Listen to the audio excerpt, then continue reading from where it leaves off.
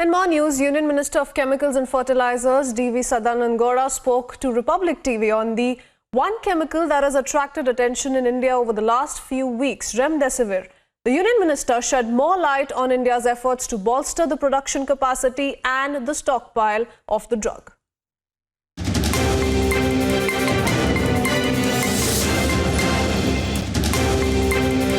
Okay, let me go across to Mr. Sadanand Gowda, who's joining me live right now. Mr. Gowda, good morning. Thank you very much for joining us.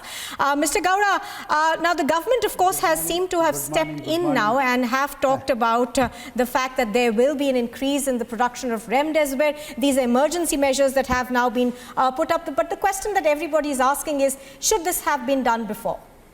No, practically what happened, you know very well. Right from December onwards, December, January, February, the numbers have gone down considerably. The shelf life of Remdesivir is only 3 months.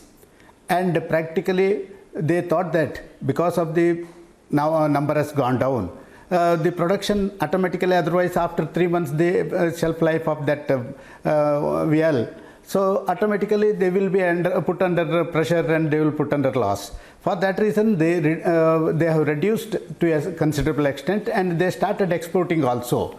But subsequently after February again the number of COVID cases in our country has increased. So again they started doing it and we have banned the export also now. On 11th of April we have banned export, and originally the installed capacity was about 38.80 lakhs. The production was about 28.63 lakhs across the country, because the major manufacturers are Cipla, Zydus Cadila, Jubilant, Hitro Labs Limited, Sun Pharma and Mylan. These are the 7 persons who got voluntary license from Gilead. And practically as soon as we came to know that yes, the numbers are increasing, we called all these people. There is a empowered committee headed by the DGCI and chairman of NPPA and my secretary. They immediately called and they ramped up the increase in productions. On April 12th, these 7 manufacturers have reported about stock of about 2.3 lakh VLs and reported supply of more than 80,000 VLs across the country, ma'am. Right now, Mr. Gowda, by when are we likely to essentially see these increased supplies hit the markets? Because, you know, we are now dealing with a very critical situation where we have increased number of cases coming in from all the states, whether it's from Maharashtra to Chhattisgarh to Rajasthan. We have increased numbers coming in every day. So, by when do you foresee perhaps these doses reaching, you know, the people? See, practically the manufacturing has accelerated to a considerable extent now, because it takes 21 days for manufacturing of this, and the full strength, the installed capacity will be operational, and we said that we should go beyond the installed capacity also.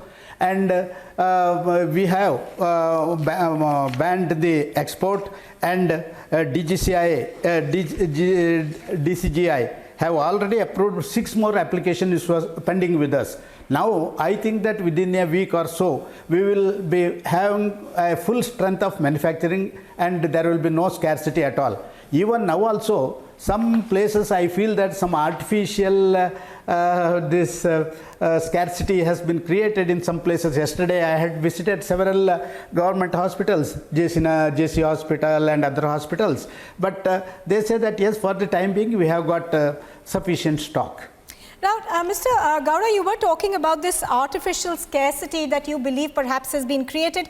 Mr. Gowda, we've also seen reports coming in where, you know, the police has actually acted against black marketers. So, in this crucial time, do you think that the police and other authorities will have to be more vigilant to make sure, you know, that black marketing of this very crucial drug doesn't take place?